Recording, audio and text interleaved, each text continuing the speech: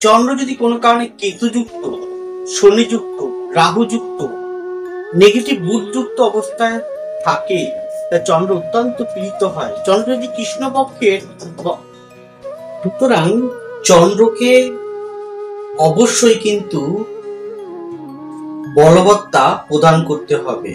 চন্দ্র যদি লগ্ন সাপেক্ষে ষষ্ঠ, অষ্টম, দ্বাদশে অবস্থান করে, চন্দ্র যদি কেতু, শনি, রাহু দ্বারা পীড়িত হয়, তাহলে সেই ব্যক্তি, জাতক বা জাতিকার জীবন কষ্টদায়ক অনুভূতি হয়। চন্দ্র লগ্নে আছে, উল্টো দিকে কেতু আছে বা রাহু আছে বা শনি আছে, সেক্ষেত্রেও চন্দ্র কিন্তু পীড়িত হবে।